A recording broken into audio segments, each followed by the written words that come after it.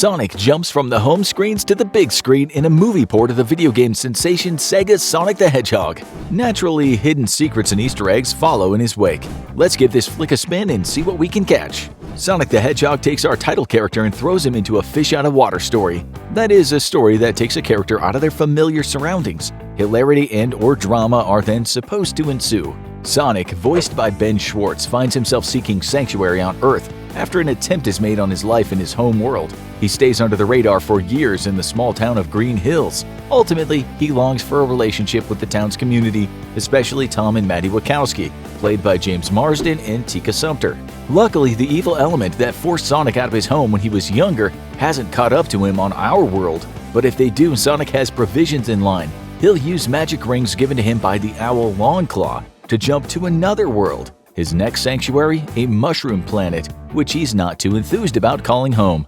This might just be a little jab at another of Sonic's adversaries, not in the games but in the real world. You see, back in the 1980s and 90s, Sega was in direct competition with Nintendo in the home console market. The two really duked it out over their 16-bit systems, the Sega Genesis, aka Mega Drive, and the SNES, aka Super Nintendo or Super Famicom. Nintendo's mascots, the Super Mario Brothers, aka Mario and Luigi, are plumbers tasked with protecting Princess Toadstool and her Mushroom Kingdom from the evil King Koopa. The Mario Brothers even use magic mushrooms to aid in their many adventures. Yeah, I'm sure this has absolutely nothing to do with why Sonic thinks the Mushroom Planet sucks. On being cast for the voice of Sonic, Schwartz said, "It is an insane honor, an incredible honor. I was playing these games as a kid, so the idea that maybe my voice will be the one that brings in a new generation for the Sonic franchise, it's incredible. I feel very, very lucky." Did you know that Ben didn't just lend his voice to the character but also provided motion capture for Sonic's facial expressions? A lot went into bringing the little blue blur to life. Director Jeff Fowler and the special effects team went to extra lengths to help Schwartz's performance shine through, regardless of the fact that Ben wasn't even on set. Ben told Polygon we had 3 different versions of the Sonic doll. The one that I guess you can call a doll, the one that you would hold, and then for James they also had like a tennis ball. The whole thing was eye lines. They didn't want it to look like James was just looking at a person, and they wanted to know exactly where Sonic's eyes would be, which I thought was so great. If you're gonna bring a hero like Sonic to life, you need someone just as animated to inhabit the role of his evil adversary, Dr. Robotnik. Enter Sacha Baron Cohen. Oh wait, no, actually he turned down the role, which paved way for another comic genius to fill Eggman's shoes, Jim Carrey. What attracted him most about the project? Turns out his daughter was a huge fan of the games growing up. Enough said. Of course, with Jim Carrey, there's always much more to be said. In fact, did you know that he was given creative freedom for most of his performance?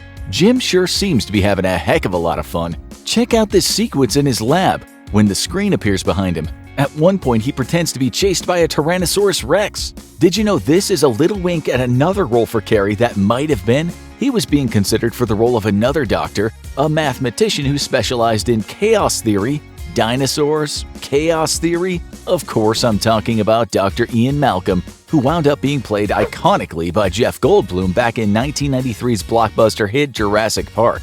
There's another callback on this scene. Rewind it a bit to the part where Robotnik pretends to be skiing. Does his form look kinda familiar? It does if you watched Carrey skiing behind a sleigh being guided by little Cindy Lou Who in Ron Howard's film adaptation of the Dr. Seuss holiday treasure How the Grinch Stole Christmas. Rewind even farther, way back to when Robotnik meets Tom for the very first time, and you'll find that the ski sequence is kinda foreshadowed. How, you ask? Listen to Tom butcher the doctor's last name. He says, "Look, Dr. Robot skis?" Nice. Not sure if Tom really had a blank spot in his short-term memory or if he messed with the doctor's name on purpose, but it's obvious Robotski's patience with him is wearing thin.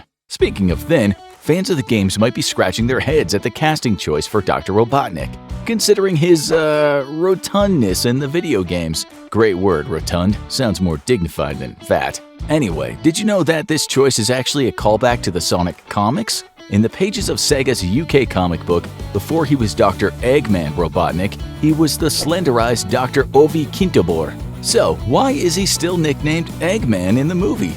The filmmakers smartly adapted the Sonic enemies from the games, aka Badniks, into Robotnik's egg-shaped robot drones in the movie. Sneaky. Did you know that Jim Carrey has another connection with the Eggman? Jump back to 1998, when record producer George Martin decided to put together a tribute album made almost entirely of Beatles covers. Yeah, you Fab Four fans know where this is going. For the track I Am the Walrus, Martin chose Carrey to perform the vocals, and as much of the world knows, the famous refrain from that song goes, "I am the Eggman, I am the Eggman, I am the Walrus, goo goo gajoob." So Robotnik is brought to Green Hills by the American Armed Forces to investigate an energy disturbance caused by Sonic one night while he was out playing baseball. During the U.S. military's meeting, give a listen to the Navy Chief of Staff, played by Gary Chalk. If his voice sounds familiar, that's because you're a Sonic superfan who also tuned into the cartoon series Sonic Underground on TV, where Dr. Eggman Robotnik was voiced by none other than Gary Chalk. It's as if the evil Robotnik is asking for help from the evil Robotnik. Weird. Check out the scans Robotnik's drones are relaying to him. It seems they've been able to track Sonic back to his forest, thanks to trace compounds recognized in his footprint. On screen you can see a lot of letters and numbers, but pay attention to CaCO3, or calcium carbonate, and Na2O, sodium oxide. Calcium carbonate is also known as chalk, which was used to line the baseball diamond. As for sodium oxide, that's used in ceramics and glass, so particles from the shattered bulbs, perhaps? Later, Robotnik gets his hands on one of Sonic's blue quills and tries to unlock its power. Did you know his entire evil dance sequence was completely improvised? He even recommended the song Where Evil Grows by the Poppy Family because it was one he was fond of as a kid. He was basically told, here's the room, this is the music, just do something to go with it. Take a look at some of the other options on offer in Robotnik's music collection and you'll find a playlist entitled Crush 40. Crush 40 is a duo composed of Jun Sonoy and Johnny Gioeli. They were first known as Sons of Angels, and this Japanese-American hard rock band is responsible for many of the memorable tracks in the Sonic video games, starting with Sonic Adventure 2 for the Sega Dreamcast. Speaking of Sonic Adventure 2, check out the shot when Sonic transports himself to Paris, France, in order to evade Robotnik on the streets of San Francisco. This is clearly an homage to the game, which sees Sonic racing down the hilly streets of the city in order to outrun a giant rig.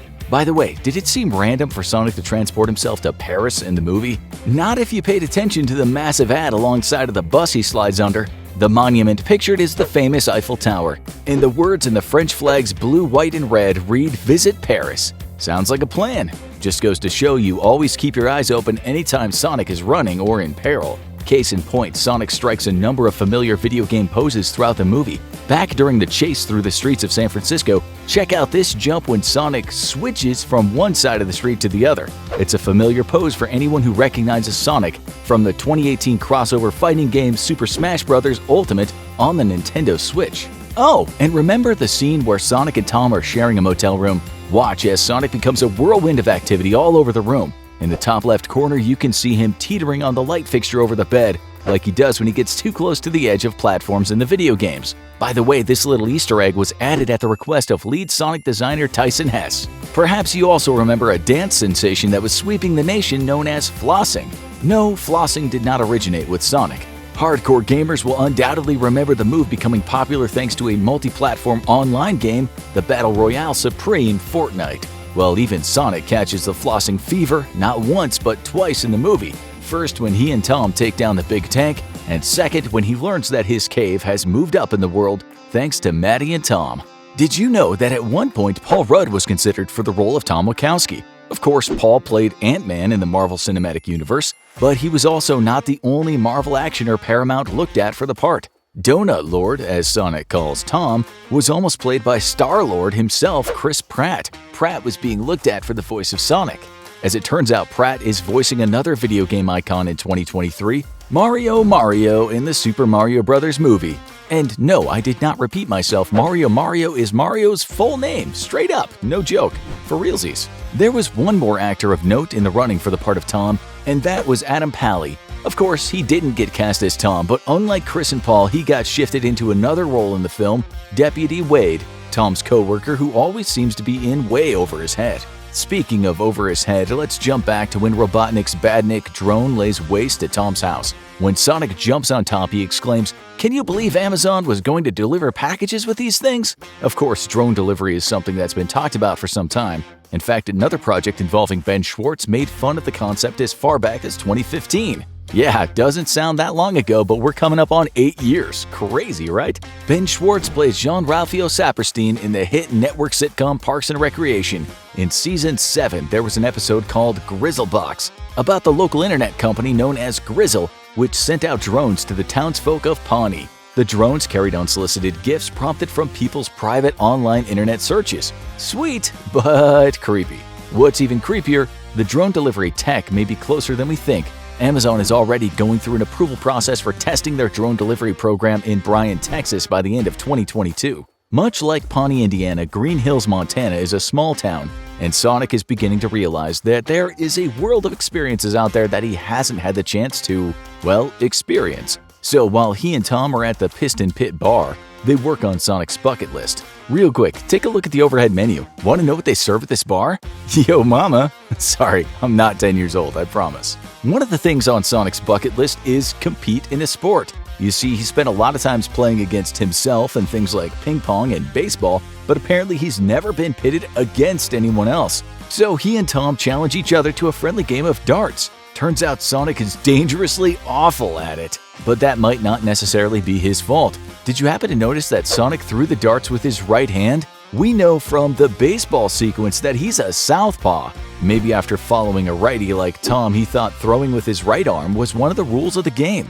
Later in their motel, while Sonic is anything but humble bragging about the bar fight that you got into, he scratches "start a bar fight" off his bucket list. Just below it is a rather tall order. Can you read it? Run along the Great Wall? Sonic is obviously wishing he could run along the Great Wall of China. Oddly enough, that goal comes to fruition later during his chase with Dr. Robotnik. Remember kids, it's good to have goals. If you can dream it, you can do it. The one thing Sonic can't do is swim, a skill he's been sadly lacking ever since the Labyrinth Zone in the original Sega game. Remember, he'd just sink?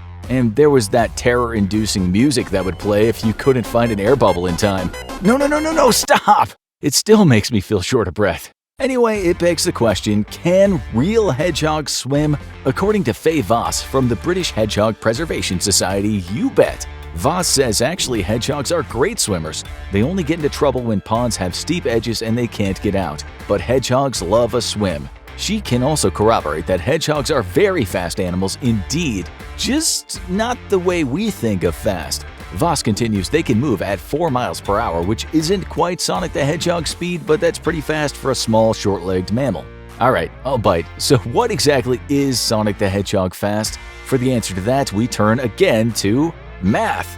Let's watch the scene once more, where Sonic runs from Tom's truck to the Pacific Ocean and back again.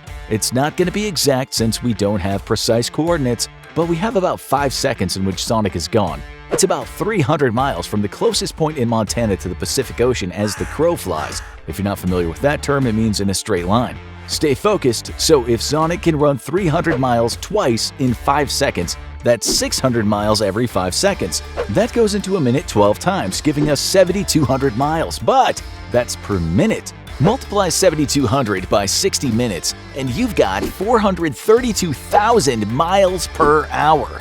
Gotta go fast indeed, Sonic. Oh, I'm sorry, did this feel like the end? We've got so many more Sonic the Hedgehog secrets and details to uncover. Make like Tails, aka miles per hour, and fly over to our video Did You Know This about Sonic the Hedgehog right now.